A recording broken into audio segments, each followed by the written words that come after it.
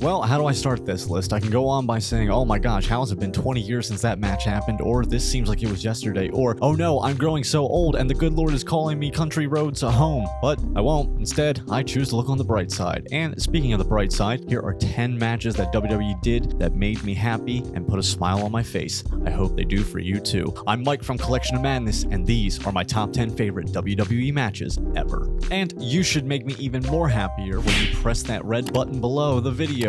Go on. You know you want to. You know you want to.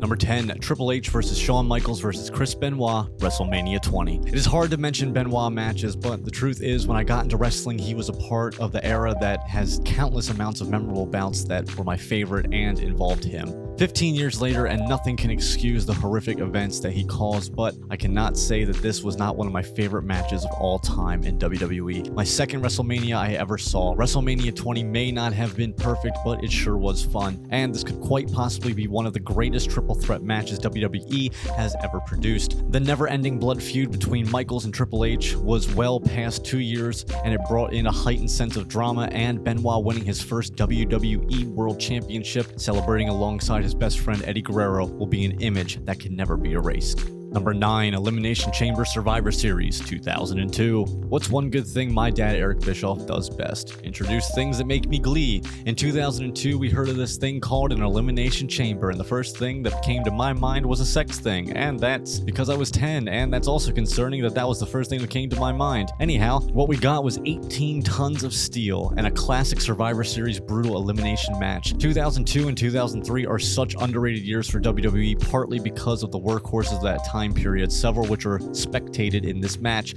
Triple H, Rob Van Dam, Kane, Chris Jericho, Booker T, and the captain that asked for his brown pants because he had to poo them. Oh wait, no, that's Shawn Michaels. Shawn's comeback story was the highlight of this event, picking up his first world title in over 4 years and capping off an excellent debut gimmick match.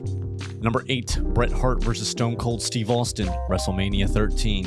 The first time I saw this match was on a VHS at my friend's house. Kids, do you know what a VHS is? The match in mind had solidified Stone Cold Steve Austin as the face, or bloody face for that matter, of the Fed. There was nothing flashy about this match, just hard-hitting old-school mid-90s violence. A reluctant crowd turning on Hart, the willingness to cheer the heel Austin on, nothing made sense here. The image of Stone Cold locked in the sharpshooter passing out will always stay in my memory.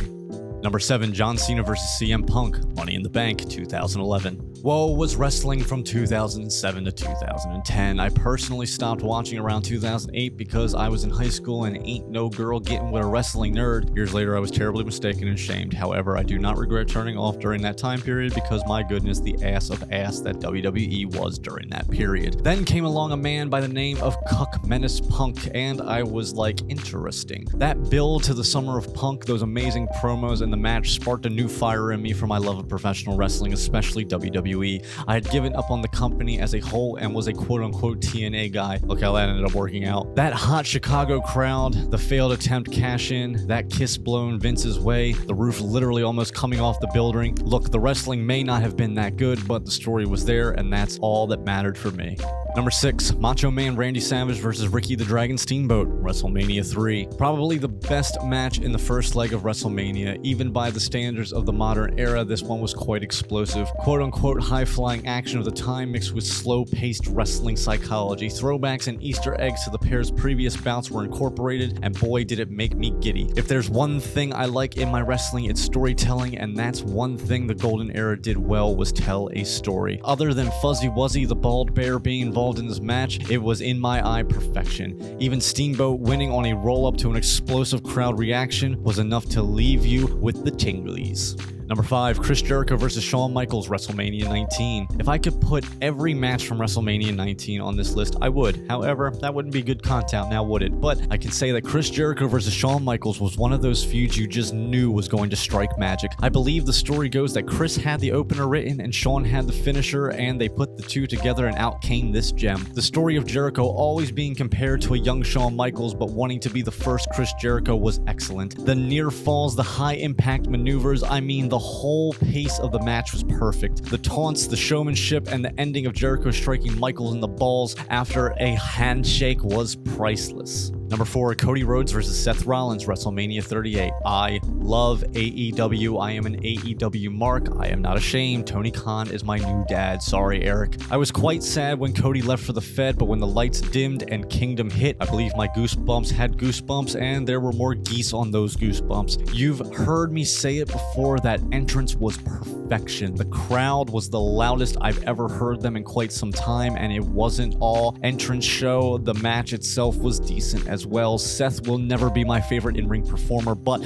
when he needs to get the job done, he does. Both men put on an instant classic along with 2 follow-ups. I popped hard for Cody doing the Dusty Elbow. I cringed at the Stardust callback and rejoiced over 3 Crossroads to end the contest. Number 3, Undertaker versus Triple H, WrestleMania 17. I would like to read these lyrics to you, performed by the great Limp Bizkit.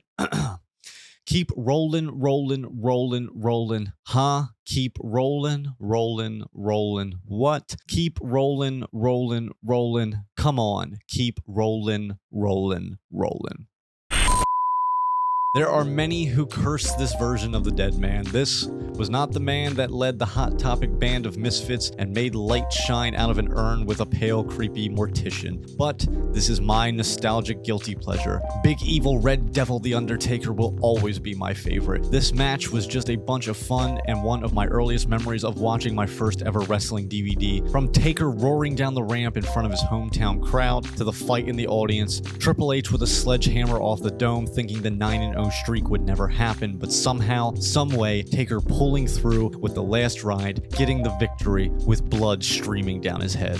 Number 2, Kurt Angle versus Brock Lesnar, WrestleMania 19. WrestleMania 19, here again, the greatest WrestleMania of all time, and I will not hear it otherwise. This, to me, is what made me fall in love with professional wrestling. These 2 men, along with Undertaker, Eddie, Benoit, Shelton Benjamin, Charlie Haas, the list goes on and on. It made it feel like sport, not entertainment, legitimate sport. Could this match have gone longer and been a bit more entertaining had Brock not decided to pile drive his own head into the mat from the air? Probably. But that didn't matter. It was everything it needed to be and more. That nightcap of Brock holding the title high, ending the night, in my opinion, to the greatest WrestleMania of all time. And number 1, Undertaker versus Shawn Michaels, WrestleMania 25. I just realized I have so many Shawn Michaels bouts on this list. Oh well. The hardest part with this series is always, was it this one or 26 in Shawn's retirement, because he never wrestled again. But to be honest, this was the only match I watched from this Mania back in the good old days of the network, and I didn't have to worry about a bird peeking its head through its feathers asking me, please don't cancel your subscription. Anyway, we're getting off topic. So why exactly is this my favorite match of all time? Well, it's got my favorite wrestler of all time, check. It's got emotional stake behind it, check 2. It has one of the worst botches in wrestling history and yet still somehow goes on for another 20 minutes, check freaking check. Near fall after near fall, split seconds of thinking the illustrious streak may just end,